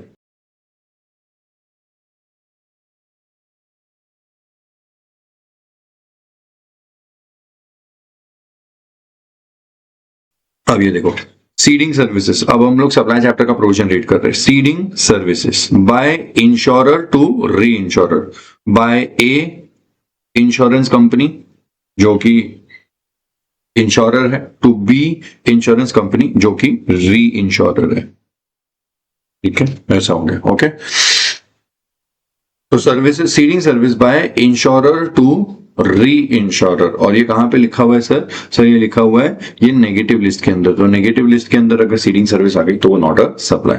तो सीडिंग सर्विस जब इंश्योरर ए कंपनी किसी री इंश्योरर बी इंश्योरेंस कंपनी को दे रहा है, जिसमें बदले में वो उससे सीडिंग कमीशन मांग रहा है, लेकिन सीडिंग कमीशन मांगने के टाइम पे उसने बोला कि मैं तुझे डिडक्ट करके ही, अभी मैंने बताया 10 लाख माइनस करके दे दूंगा, with the seeding commission deducted from the री इंश्योरेंस प्रीमियम, वो दिस इज परमिटेड, और इसके ऊपर हम लोग सप्लाई भी नहीं मांगेंगे, प्रोवाइडेड जो री इंश्योरर है, दैट इज री इंश्योरर जो बी है, उसने गवर्नमेंट को जीएसटी पे करना चाहिए on the gross premium. Gross premium was 40 crore, 40 crore नहीं सॉरी 40 lakhs आएगा इधर, 40 lakhs which is inclusive of such commission. तो पूरे 40 lakhs पे दे दे, इंक्लूसिव ऑफ वो 10 lakhs का जो सीडिंग कमीशन है वो सब मिला करके तू ही 40 पे दे दे, तू 30 पे दे और वो 10 पे दे, वो सब मत करो, तू पूरे 40 पे दे दे री इंश्योरर बी, और हम वो 10 लाख पे मांगेंगे ही नहीं। ठीक है, वो सप्लाई ही नहीं है, ऐसा मान लेंगे। सो ये एक थोड़ा सा कठिन वाला था, मेरे को ये सीए इंटर वालों के लिए मुझे लगा इंस्टीट्यूट नहीं डालेंगे, बट डाल दिया। और 9th वाला तो वो तो लीड इंश्योरर वाला था, वो तो बहुत ईजी है। एक्टिविटी ऑफ अपॉर्शनमेंट ऑफ को insurance premium by lead insurer A to co-insurers that is B and C, वो रिलायंस वाले की बात कर रहे हैं, for jointly supplied insurance service। ये आपस में जो शेयरिंग कर रहे हैं उसको सप्लाई नहीं मानेंगे। Provided lead insurer that is A pays GST full GST on the total premium received from insured. तो वो जो आया था रिलायंस इंडस्ट्रीज से वो 10 करोड़ आया था, तो 10 करोड़ का वो लोग ने 40% अपने पास में रखा और 3.6 दे दिया था। तो वो पूरे 10 करोड़ पे ए तू एक बार के लिए उससे जीएसटी कलेक्ट करके हमको दे दे, बाकी हम लोग तो वो आपसी तुम लोग शेयरिंग कर रहे हो, वो 3.6 उसके ऊपर जीएसटी मांगेंगे नहीं, क्योंकि ए जब बी और सी के साथ में शेयरिंग करके उनको शेयर ऑफ प्रीमियम दे रहा है, वो हमारे लिए सप्लाई ही नहीं है। वैसे ही जब इंश्योरर ए जब री इंश्योरर बी को सीडिंग सर्विस देगा और बदले में 10 लाख का कमीशन लेगा, लेकिन कमीशन लेगा ऐसे पैसों में नहीं लेगा, बस री इंश्योरेंस का पेमेंट जो करने वाला है उसमें से माइनस कर लेगा। तो ऐसे केस में आप लोग माइनस कर लो, नेट कर लो, कोई दिक्कत नहीं है। आपस के ये सीडिंग सर्विस के ट्रांजेक्शन को सफाई मानेंगे ही नहीं। बस बी तू इतना कर दे हमारे लिए, जीएसटी पे कर देना पूरे ग्रॉस 40 लाख के ऊपर, तब हम तुमको माफ कर देंगे। आई बिलीव आपको ये पूरा क्लियर हुआ है। ठीक है, तो यहाँ पे इंश्योरेंस के आपके ट्रांजेक्शन को मैंने पूरी तरीके से क्लोज किया, ये वाला भी क्लियर किया। ठीक है, यहाँ पे और इसका जो ये तो वो हेल्थ इंश्योरेंस और लाइफ इंश्योरेंस वाला एग्जांपल है। फिर ये वो अभी हम लोग वो बात कर रहे थे को इंश्योरेंस वाला, ए ने सीडिंग सर्विस दिया हुआ है बी को और बदले में उससे वो 10 लाख रुपीस मांग रहा है, तो वो आपस का ये वाला ट्रांजेक्शन जो पिंक वाला ये सप्लाई नहीं होगा। ठीक है, ये पूरा रीड किया। A to B ceding service not a supply, schedule 3 para 10। Okay, नीचे रेट्रोसेशन है। रेट्रोसेशन पुराना कॉन्टेक्स्ट है, ये अमेंडमेंट का नहीं है, बट क्योंकि यहाँ पे बार बार ये रेट्रोसेशन आपने इधर देखा है, ये सीबीआर क्रॉस बॉर्डर और ये इंडिया का ही रेट्रोसेशन। तो जब री इंश्योरेंस के एक लेवल पीछे जाके वापस से री इंश्योरेंस का री इंश्योरेंस करते हैं तो उसको रेट्रोसेशन बोलते हैं। ये पूरा यहाँ पे लिखा हुआ है, आप इसको रीड करोगे आपको समझ में आ जाएगा। ठीक है, कोई बहुत हैवी भाषा नहीं है, एकदम क्लास नोट से नॉर्मल भाषा है। सीबीआर मतलब क्रॉस बॉर्डर, तो जो फॉरेन कंट्री वाले से मैं री इंश्योरेंस का वापस री इंश्योरेंस करता हूं, लेकिन फॉरेन कंट्री के किसी री इंश्योरेंस से करवाता हूं तो वो क्रॉस बॉर्डर री इंश्योरेंस हो जाता है। ठीक है, जो भी रेट्रोसेशन ही हमारा। सीडिंग बिजनेस, ये आपके लिए फट से रीड कर लेता हूं। Ceding commission is paid by reinsurer, किसने पे किया है? बी ने। ठीक है, to the ceding insurer that is a to reimburse the insurer's acquisition and insurer मतलब A लिमिटेड का एक्विजिशन का खर्चा था, एक्विजिशन एंड एडमिन का कॉस्ट, क्योंकि क्लाइंट से फ्रंट एंड पे वही रहता है, वही सारे क्लाइंट ढूंढ के लाता है। On business that has ceded to reinsurance, जो उसने वहां पे उसको बिजनेस लाके दिया। Why ceding commission is paid? The direct insurer that is ceding company, मतलब मेरे एग्जांपल में A insurance company spends money on agents commission, बहुत सारे एजेंट लगाते हैं, एजेंट को कमीशन देते हैं, brokerage, underwriting, policy issuance, servicing etcetera to obtain and manage the policy. Reinsurer को साले को कोई खर्चा भी नहीं होता। Reinsurer does not incur any of these cost but still benefits from the business when a share of risk and premium is ceded to it. To compensate the ceding insurer मतलब A for its share of these expenses and the loss of part of its premium. The reinsurer, that is B, returns a portion of ceded premium as ceding commission. तो वो जो 40 लाख का था उसका एक हिस्सा return कर देता हूं, that is 10 lakhs as a ceding commission, usually expressed as a percentage of gross reinsurance premium. तो ग्रॉस री इंश्योरेंस प्रीमियम था मेरे लिए 40 लाख और उसका एक्स परसेंटेज हमने निकाला यूजुअली जो कि 25%, तो हमने जो निकाला था वो आंसर था ₹10 लाख। तो ये this must have been clear to you. और को इंश्योरेंस का बिजनेस जो रिलायंस वाला था ये पैरा 9 के अंदर आता है, ये भी बता दिया पूरा, ठीक है।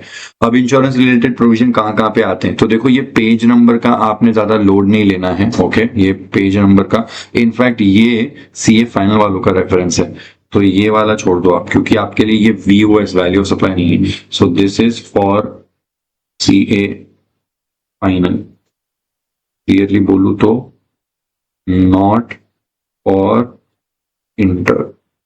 इंटर वालों के लिए क्या है, ये है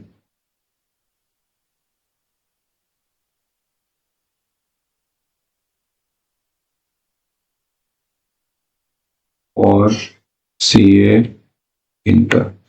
देखो 3 प्रोविजंस तो पहले से ही थे, ये RCM का प्रोविजन इंश्योरेंस एजेंट वाला, फिर एग्जेम्पशन जो BFBC और वो वाला, और अभी हमने वो कुछ स्कीम्स का हट इंश्योरेंस और वो वाला, ये ओल्ड प्रोविजन है, पहले भी थे। जो नए 2 ऐड हुए वो ये रहे, एक एग्जेम्पशन ऐड हुआ है वो हेल्थ इंश्योरेंस, लाइफ इंश्योरेंस का बेसिक इंश्योरेंस और री इंश्योरेंस जो भी होता है वो सब कुछ एग्जेम्प्ट है, और दूसरा हेल्थ इंश्योरेंस बिजनेस की डेफिनेशन जो भी मैंने आपको बता दिया, ठीक है। तो ये आपका ये मेरा ये वाला डिस्कशन हो गया। अच्छा, ये अभी जो आलोक वाला बात कर रहे थे, तो जेड इंश्योरेंस कंपनी ने आलोक का लाइफ इंश्योरेंस और हेल्थ इंश्योरेंस करवाया हुआ है, तो बदले में जो भी कंसिडरेशन चार्ज करेंगे एज अ प्रीमियम वो एग्जेम्प्ट है। अच्छा, आलोक प्लस अपना फैमिली का करवाएगा तो भी क्या हो जाएगा, एग्जेम्प्ट। और इसी पॉलिसी के लिए जब एक्स ने री इंश्योरेंस की सर्विस दी तो वो भी एग्जेम्प्ट हो जाएगा। अच्छा, यहाँ पे आलोक ना होकर के कोई ABC है और उन लोग ने फायर इंश्योरेंस पॉलिसी करवाई है, तो ये क्या हो जाएगा, टैक्सेबल। और अगर ये टैक्सेबल है तो इसका री इंश्योरेंस भी क्या हो जाएगा, टैक्सेबल। सर अगर ये ना होकर के इधर मान लो कोई ग्रुप है तो क्या हो जाएगा, तो बेटा जी ये भी क्या हो जाएगा, टैक्सेबल, और फिर ये भी क्या हो जाएगा, taxable. Okay, I believe this is clear to you. Set 3 का बात करते हैं। सेट 3 के अंदर, अच्छा सेट 3 के अंदर आपका टाइम ऑफ सप्लाई प्रोविजन का है, ये तो पहले से ही आपको पता है। अगर RCM का केस है तो टाइम ऑफ सप्लाई सर्विसेज में क्या होगा, तो 2 डेट्स में से whichever is earlier, date of payment या 61st day from the date of issue of invoice by the supply. लेकिन एक नया लाइन इन लोग ने ऐड करके बोला कि जब रेसिपेंट सेल्फ इनवॉइसिंग बनाता है तो वो डेट भी कंसिडर कर सकते हैं, अगर इनवॉइस सप्लायर ने नहीं बनाया। अच्छा, सप्लायर ने बनाया तो सप्लायर ने जिस भी दिन से बनाया वहां से 61st डे ले लेना, लेकिन अगर इनवॉइस सप्लायर नहीं रेसिपेंट बनाने वाला तो रेसिपेंट जिस भी दिन पे बनाएगा वही डेट ले लेना, date of issue of invoice by the recipient. तो दोनों तो बना नहीं सकते, या तो A होगा और B का ये फर्स्ट वाला पार्ट होगा अगर सप्लायर इनवॉइस बनाने वाला है, तो डेट ऑफ पेमेंट या फिर 61st day from the date of issue of invoice by the supplier. लेकिन अगर सप्लायर नहीं रेसिपेंट बनाने वाला है तो date of payment and date of issue of invoice by the recipient, दोनों में से व्हिचएवर इज क्लियर। अमेंडमेंट ये है आपके पास में, सेल्फ इनवॉइसिंग 30 दिन में बनाना चाहिए, ये तो ठीक है, आपको पता ही होगा, ये भी लास्ट टाइम की अमेंडमेंट है। सर सेल्फ इनवॉइस कितने दिन में बन जाना चाहिए, तो जिस दिन आपको वो गुड्स या सर्विस रिसीव हुए जिनके ऊपर RCM लगता है वहां से आपने 30 दिन के अंदर अंदर ये सेल्फ इनवॉइस बना देना चाहिए।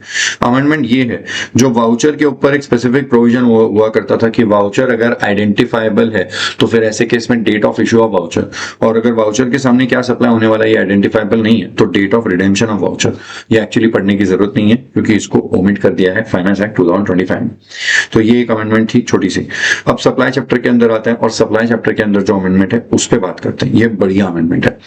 सप्लाई चैप्टर के अंदर आई है एक अमेंडमेंट जो वाउचर के लिए है। एक्चुअली इस पॉइंट ने ही उठाया और इस पॉइंट में से ही कुछ बातें क्लियर हुई है जिसको हम यहाँ पे जाकर के हमने बोला कि वाउचर का टाइम ऑफ सप्लाई नहीं निकालेंगे।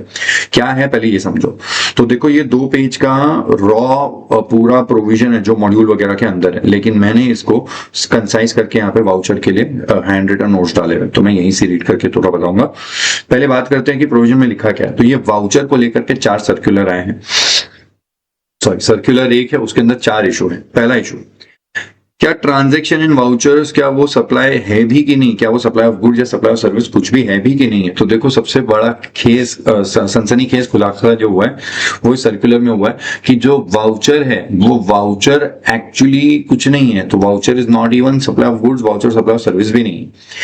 इसको इन्होंने कैसे समझाया, इन्होंने बोला कि पहली बात तो ये समझो कि जो वाउचर है वो वाउचर एक तरीके से मनी की डेफिनेशन में आता है। मनी में क्या होता है, मनी के अंदर लिखा हुआ है कि मनी मतलब सारा करेंसी, चेक और डिमांड ड्राफ्ट और ये सब मनी होता है। और any other payment instrument, any other payment instrument recognised by RBI. तो voucher is actually a payment instrument.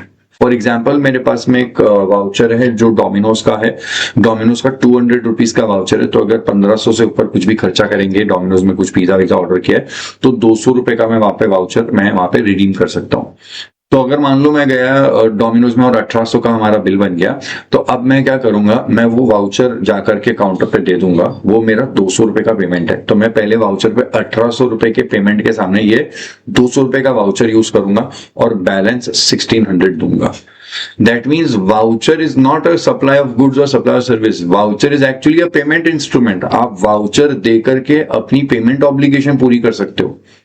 मान लो मेरे पास पूरा 2000 का वाउचर होता, तो मैं डोमिनोज में 1800 रुपए का जो बिल है वहां पे सीधा सीधा जाके 2000 रुपीज का वाउचर रख देता कि भाई साहब ये मेरा पेमेंट हो गया पूरा। इनफैक्ट ज्यादा ही है क्योंकि मेरे को 1800 देना था और ये वाउचर कितने का है, 2000 का है। तो voucher is not supply of goods और सर्विसेज। वाउचर एक्चुअली एक पेमेंट इंस्ट्रूमेंट है। जैसे आप अपने वॉलेट से निकाल करके कुछ 2000 रुपए करेंसी नोट्स दे दोगे कि ये लो मेरा 1800 का बिल है, ये लो मैंने 500 के 4 नोट दे दिए, वैसे ही आप अपने वॉलेट से निकाल करके वाउचर दे रहे हो। तो voucher is nothing but actually some kind of a payment instrument. और अगर पेमेंट इंस्ट्रूमेंट ऐसा है which is recognised by RBI, तो मनी की जो डेफिनेशन है, मनी की डेफिनेशन के अंदर बोलते हैं money includes all of this. Money के अंदर आता है चेक, उसके अंदर आता है करेंसी, फॉरेन करेंसी नोट्स, फिर उसके अंदर आता है डिमांड ड्राफ्ट वगैरह वगैरह, and any other instrument, payment instrument recognised by RBI. तो अगर कोई वाउचर है और वो एक पेमेंट इंस्ट्रूमेंट जो आरबीआई ने रिकॉग्नाइज करके रखा हुआ है, तो वाउचर अगर रिकॉग्नाइज आरबीआई ने कर दिया, तो आरबीआई ने कर दिया तो वो एक पेमेंट इंस्ट्रूमेंट हो गया और वो मनी हो गया। कहानी का दूसरा पहलू जो सर्कुलर में ही बोला कि मान लो अगर वाउचर को जो है आरबीआई ने उसका यही नहीं दिया, अप्रूवल ही नहीं दिया, ठीक है, it is not recognised by RBI. So there are two vouchers. एक वाउचर है जो आरबीआई ने रिकॉग्नाइज कर दिया है और दूसरा वाला है जो आरबीआई ने रिकॉग्नाइज नहीं किया है। अब जिसको आरबीआई ने रिकॉग्नाइज कर दिया है तो वो तो मनी हो गया। और जीएसटी की डेफिनेशन, अगर आप गुड्स की डेफिनेशन लेते हो, सर्विस की डेफिनेशन लेते हो, तो आपको ये याद ही होगा, गुड्स की डेफिनेशन में बोला है goods excludes money and securities, services excludes money and securities. तो भाई साहब अगर वाउचर एक पेमेंट इंस्ट्रूमेंट है जिसको आरबीआई ने रिकॉग्नाइज कर दिया है, आरबीआई ने रिकॉग्नाइज कर दिया, तो वो मनी हो जाएगा। और मनी जीएसटी में गुड्स भी नहीं है, सर्विस भी नहीं है, तो बात ही खत्म हो जाएगी।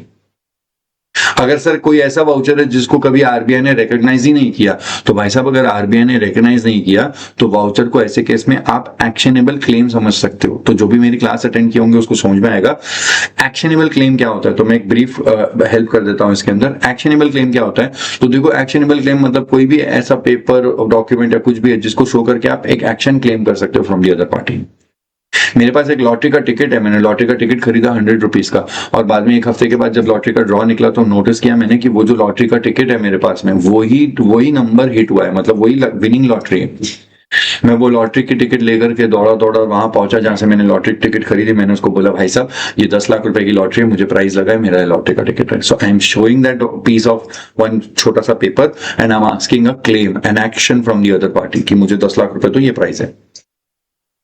अगर मैंने किसी घोड़े पे पैसे लगाए थे, ठीक है, लंगड़े घोड़े पे पैसे लगा दिए और वो लंगड़ा घोड़ा जीत गया, तो जब मैंने मान लो उस लंगड़े घोड़े पे 10,000 रुपए लगाए और उन्होंने मेरे को एक रिसीट दे दिया कि ये देखो ये रिसीट है, ये आपने 7 नंबर घोड़े पे पैसे लगाए।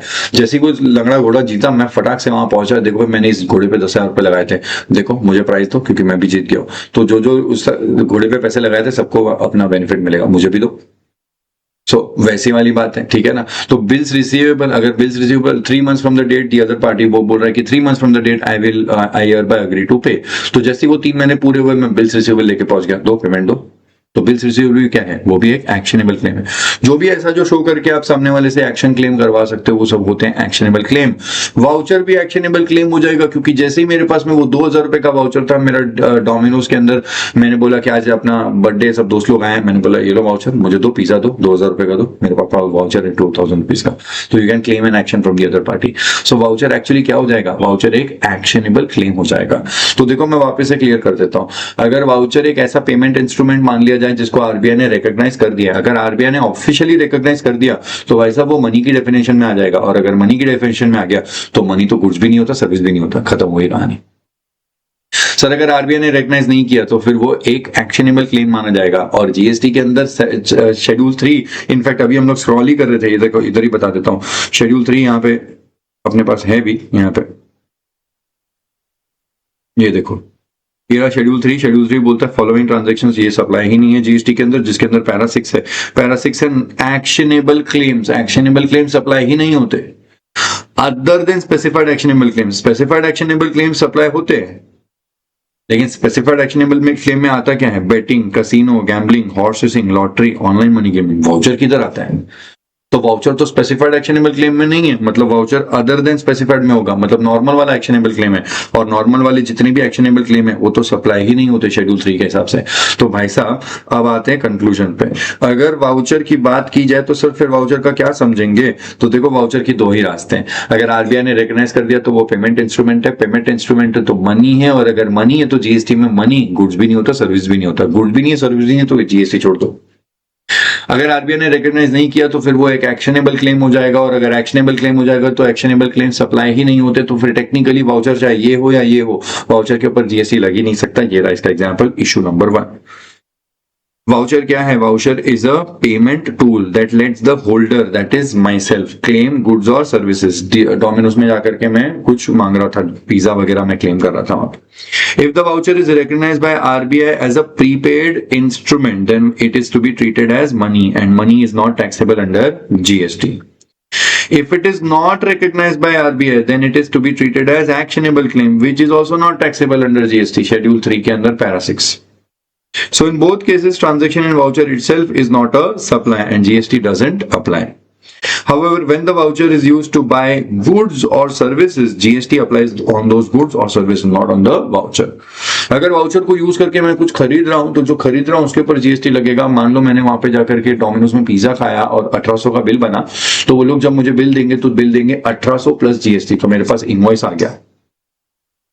अब इस इनवॉइस के अंदर जीएसटी तो लगा हुआ है, ठीक है, लेकिन पेमेंट करते वक्त मैंने पेमेंट कैसे किया हुआ है, वाउचर के थ्रू पे किया हुआ है। तो भाई साहब when you using the voucher, voucher is used to buy goods और सर्विसेज, रेस्टोरेंट में जाकर पिज्जा खाया, GST applies on those services, जो पिज्जा खाया जो रेस्टोरेंट का बिल था, not on the voucher. Voucher पे नहीं लगता, उस रेस्टोरेंट सर्विस पे लगता है।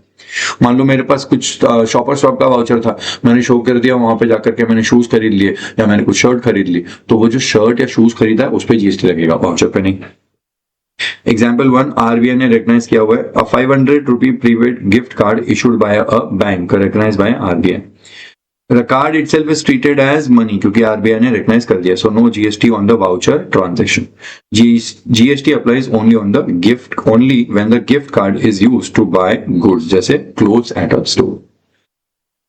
अगर आरबीआई ने उसको नहीं किया हुआ है तो shopping mall issues its own 1000 rupee voucher not recognised by RBI, the voucher is treated as actionable claim, so no GST on the voucher itself, GST applies on the when the voucher is redeemed for goods or services। ठीक है, तो ये पहला issue हो गया आपका। अब issue 2, ये इशू 2 आपके लिए है ना। अब इशू 2 के अंदर क्या बात है, इशू 2 के अंदर ये बात है कि अगर मान लो वाउचर, जो भी कंपनी उसको वाउचर बना रही है, ठीक है, वो वाउचर बेचते हैं आगे।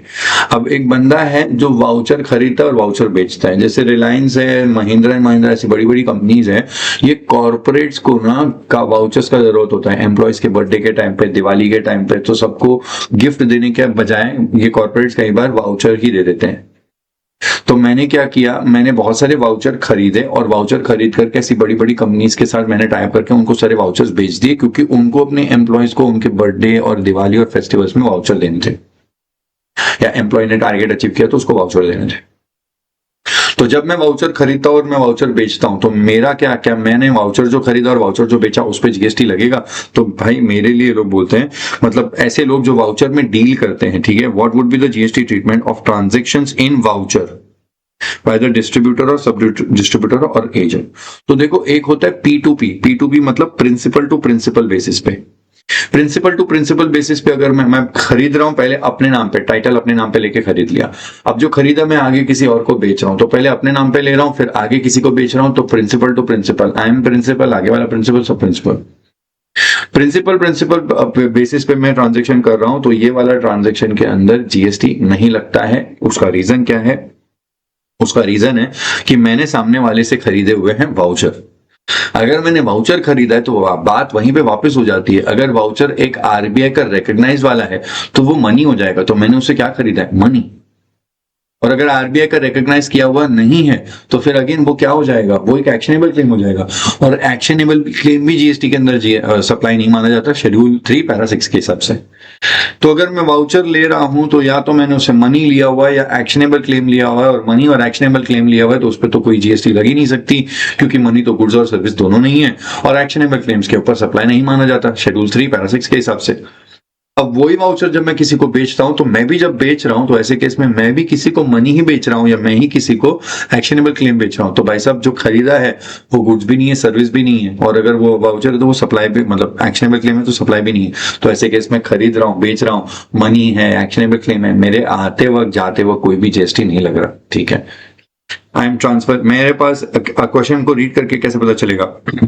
इन सच केस डिस्ट्रीब्यूटर या डीलर जो है हैज owns the voucher, पहले अपने नाम पे खरीदा, owns the voucher and operate autonomously with full control over the process from purchase to final sale, ठीक है। This amounts to trading in vouchers. GST is chargeable on supply of goods or services, as the transaction in voucher is neither supply of goods nor supply of service. Therefore, pure trading in voucher, this case would not constitute either supply of goods or services. Accordingly, such trading of vouchers would not be liable to GST. लेकिन इसका दूसरा पहलू, अगर मैं P2P basis नहीं, agent या सब distributor जो भी है ऑन कमीशन या फी बेसिस, कमीशन या फी बेसिस मतलब आप मेरे को अपने 500 वाउचर दो, मैं 500 वाउचर बेच देता हूं, लेकिन बेचूंगा तो मुझे कितना मिलेगा? तो उन्होंने बोला कि आपको 20,000 रुपए कमीशन मिल जाएगा। तो वैसे केस में मैं वाउचर खरीद के वाउचर नहीं बेच रहा हूं, मैं एक्चुअली किसी को माल खरीद के माल बेच के दे रहा हूं और अपनी एजेंसी सर्विस दे रहा हूं, और एजेंसी सर्विसेज के लिए कमीशन चार्ज कर रहा हूं। तो फिर ऐसे केस में मेरी एजेंसी सर्विसेज जीएसटी के अंदर टैक्सेबल होती है, उस पर जीएसटी लगेगा। लेकिन किस पे लगेगा? जो मैंने कमीशन अमाउंट कमाया है वो, ठीक है। तो यहां पे हम लोग इसको रीड कर लेते हैं फटाफट से। P2P basis, distributors buy and sell the vouchers independently. They own the vouchers and sell them to the customers. This is considered as pure trading and GST is not applicable on the voucher itself. Commission or agency basis, distributor or agents don't own the vouchers. They don't own. They earn a commission or fee for helping the issuer to distribute them. GST is applicable on the commission or fee charged, treated as supply of service. Conclusion, अगर voucher का trading में करोगे तो GST नहीं लगेगा, मतलब vouchers का trading करोगे, लेकिन या कमीशन कमाओगे फॉर डिस्ट्रीब्यूटिंग द वाउचर्स तो जीएसटी लगेगा ऑन द कमीशन, ठीक है। एग्जांपल 1 है आपके पास में P2P ट्रेडिंग का, और डिस्ट्रीब्यूटर बाइज, खरीदा उसने 10 lakh worth of vouchers from a telecom company and resells them to the customers. This is trading in vouchers, not treated as supply of goods और services. No GST on the voucher transaction itself. Example 2, commission या agency model. A retailer sells the vouchers on behalf of issuer and earns a commission of 20,000. The commission is a service fee, so GST applies on 20,000. GST is leviable only on commission, not on the voucher value. Correct. अब आपके पास 2 issue हैं, और मेरा ये वाला जो amendment का जो क्लिप है इसको मैं एंड करूंगा, और बाकी रिमेनिंग जो 4-5 छोटी छोटी और भी अमेंडमेंट्स है उसको मैं पार्ट 2 के अंदर लेके आऊंगा। अब आपके पास इशू 3 और इशू 4 है, जूम आउट करके आपको यहाँ पे स्क्रीन पे बता देता हूँ। पहली बात तो ये क्या है इशू 3। तो देखो, ये लोग बोल रहे हैं कि अगर मान लो कभी मैं किसी के लिए वाउचर बेच रहा हूं तो उसने वाउचर इशू किया है और उस कंपनी को वाउचर्स खरीदने हैं, लेकिन वो जो इशूअर है ना उसने मुझे हायर किया हुआ है एज अ मार्केटिंग इसका एजेंट। मैं क्या करता हूं, मैंने उसको एडिशनल सर्विसेज दी है, जैसे एडवर्टाइजमेंट, को branding, marketing, promotion, customisation service, technology support, customer support वगैरह वगैरह। मेरा सोशल मीडिया चैनल है, मैं उसके ऊपर वाउचर्स के बारे में कुछ मैंने ऐसे अपना ऐड वगैरह करके बोल दिया, कुछ बीच में बोल दिया, या मैंने किसी भी तरीके से उसको ब्रांडिंग करके दे दिया, और उसका जो कैंपेन आया था कि दिवाली के टाइम पे धमाका सेल है और इतने सारे वाउचर है, वो कैंपेन के अंदर मैंने बहुत सारी ऑनलाइन पे एड्स वगैरह करी और इसके वाउचर बेचने में इसको मदद करी। तो ऐसे केस में मैंने वाउचर बेचने में मदद करी है, मैंने वाउचर खरीद के बेचा नहीं है, तो मैंने अपने नाम पे टाइटल वगैरह कुछ भी नहीं लिया हुआ है, मैं एक्चुअली यहाँ पे कुछ एडिशनल सर्विस दे रहा हूँ और एडिशनल सर्विस पे जीएसटी लगता है। In these case, additional services are provided by either the distributor or sub-distributor or any other person to the voucher issuer. ध्यान देना, which service are provided? Additional service are provided against a service or free charge या affiliate charge or other amount as per the terms of the contract between service provider and recipient. Then service fee would be liable to GST at the applicable rate in the hands of service provider. तो मैंने उस issuer को बोला कि मैं तुमको branding वगैरह करके दे दूंगा, उसके लिए कुछ सर्विस फी चार्ज किया तो वो टैक्सेबल है, जीएसटी लगेगा उसमें। What about unredeemed vouchers? Unredeemed vouchers मतलब ब्रेकेज। तो वो जो रिलायंस अपने एम्प्लॉयज को दिवाली में देने के लिए जो 500 या 10,000 जो सारे वाउचर्स खरीदे थे ताकि एम्प्लॉयज में बांटेंगे, कुछ एम्प्लॉयज वहां पे पहुंचे ही नहीं, उसकी ड्यू डेट लिखी हुई थी टिल 31 दिसंबर आपने स्टोर में आकर के रिडीम करना है, लेकिन कुछ फैमिली प्रॉब्लम या भूल गए या जेब में रख गया, खो गया, वाउचर मिला नहीं और वो वाउचर रिडीम करने नहीं पहुंचे। तो भाई वाउचर रिडीम करने नहीं पहुंचे तो वो जो वाउचर इशूअर है उसके लिए क्या होगा with respect to those voucher जो कभी रिडीम हुए ही नहीं, लोग उस ड्यू डेट वो लास्ट डेट तक आए ही नहीं। तो भाई साहब वाउचर अगर रिडीम ही नहीं हुए तो फिर गुड सप्लाई ही नहीं हुए, क्योंकि जैसे मैं डोमिनोज में गया, मैंने वहां पे 2,000 रुपए का वाउचर शो करके डोमिनोज से पिज्जा खरीदा तो उन्होंने मुझे सप्लाई किया तो जीएसटी लगी, लेकिन अगर मैं जाता ही नहीं तो पिज्जा वो लोग मुझे बेचते ही नहीं, अगर बेचते ही नहीं तो मैं खरीदता ही नहीं तो फिर उस पर कोई जीएसटी लगनी ही नहीं वाली है। तो जो अनरिडीम्ड या ब्रेकेज वाले वाउचर्स होते हैं वो कभी भी कोई व्यक्ति क्लेम करने के लिए नहीं गया, अगर क्लेम करने नहीं गया तो वो जो वाउचर इशूअर है, फॉर एग्जांपल शॉपर शॉप वाला है, उसने कभी क्लेम ही नहीं देखा, मतलब सामने वाले ने कभी मांगा ही नहीं, कुछ क्लेम लेने ही नहीं आया, तो उसने कुछ सप्लाई किया ही नहीं, और अगर कुछ सप्लाई किया ही नहीं तो उसके ऊपर जीएसटी नहीं लगेगी। वाउचर पे तो वैसे भी नहीं लग सकती, लेकिन गुड्स और सर्विस सप्लाई ही नहीं हुई, गुड्स बिके ही नहीं, कुछ भी नहीं हुआ तो जीएसटी नहीं लगेगी। ठीक है, तो मैं मेरे हैंड रिटन नोट्स फटाफट से रीड करवा देता हूं आपको। Issue 3, GST on additional services जैसे marketing, tech support and all that thing. If a distributor or agent provides extra services जैसे advertising, co-branding वगैरह वगैरह to the voucher issuer, that fee is taxable under GST as supply of service. Example, एक distributor है जो social media channel चलाता है, ad campaign to promote the voucher issuer's brand, उसने charge किया 50,000 as marketing fee, GST is applicable on this 50,000 as supply service. Issue 4, unredeemed vouchers जो कि breakage है। If voucher expires unused, it is called as breakage. Since no goods or services are supplied, no GST is applicable on the value of unredeemed vouchers. Example, 500 रुपए का gift voucher था, expire हो गया, 12 महीने निकल के कोई यूज करने नहीं आया, the issuer records ₹500 as breakage income, उसका इनकम हो गया, उसने कोई सप्लाई किया ही नहीं, no GST since no goods और सर्विसेज वर सप्लाई। तो 500 रुपए जो कमा लिया उसकी इनकम हो जाएगी, वो इनकम टैक्स में बात करेंगे, लेकिन इनकम हुई, मुझे कंसिडरेशन आया, मैंने कोई गुड्स और सर्विस सप्लाई ही नहीं किए क्योंकि सामने वाला कभी कुछ खरीदने ही नहीं आया था, तो फिर ऐसे कोई सप्लाई नहीं हुआ तो कोई जीएसटी नहीं लगेगी। No GST since no goods और services were supply. Conclusion, voucher itself, voucher खुद अपने आप में वाउचर तो कुछ भी नहीं, टैक्सेबल भी नहीं, क्योंकि अगर आरबीआई का रेकग्नाइज वाला है तो मनी हो जाएगा, और अगर आरबीआई का रेकग्नाइज वाला नहीं है तो एक्शनेबल क्लेम हो जाएगा। लेकिन वाउचर को डिस्ट्रीब्यूशन अगर कर रहे हैं, P2P बेसिस पे कर रहे हैं, मतलब ट्रेडिंग कर रहे हैं वाउचर्स का, तो उस पर जीएसटी नहीं लगती। लेकिन अगर कमीशन चार्ज कर रहे हैं तो जीएसटी लगेगा ऑन द कमीशन। अगर एक्स्ट्रा सर्विस जैसे को ब्रांडिंग, एडवर्टाइजमेंट, अफिलिएट वगैरह किया तो जीएसटी लगेगा ऑन द सर्विस फी। अगर वाउचर एक्सपायर्ड हो गए, मतलब ब्रेकेज हो गए, अनरिडीम्ड रह गए, तो फिर उस केस में कोई भी जीएसटी नहीं लगेगा। इन पूरी ही दुनिया के अंदर एक बात नोट कर लेना, अगर कोई गुड्स और सर्विसेज जो सामने वाला खरीद के गया था स्टोर से वाउचर के सामने, तो जीएसटी लगेगा ऑन दोस गुड्स और सर्विसेज जो उसने खरीदी थी। ठीक है, अब मेरा जो डिस्कशन करने का एक पार्ट था अमेंडमेंट्स का हो गया, अब अमेंडमेंट्स का दूसरा पार्ट है वो मैं बाद में लेकर के आऊंगा। ठीक है, अभी के लिए इतना ही, thank you so much, connected रहो, और इसका जो पार्ट 2 है मैं बहुत जल्दी लेके आऊंगा। मेरे को बिल्कुल भी छुट्टी नहीं मिल रही, मेरा कोई ब्रेक भी नहीं है, मेरे पास कुछ टाइम नहीं है, तो मैं, अगर आपने नोटिस किया कि नहीं, बट मेरी एकदम आंखें एकदम ऐसे, मेरे को नींद से आ रही है, so I'm just about to wind up for today and it's being very late now, तो 12:30 कुछ 1 बजने, 12:30 बज रहे हैं, तो मेरे को यही सुबह और रात का ही तो आधा घंटा अगर कुछ मिलता है तो ये मिलता है। ओके, सो मैं फटाफट से कोशिश करता हूँ पार्ट 2 भी लेके आऊंगा, और till then stay tuned, thank you so much for listening out to me and all the very best, see you very very soon.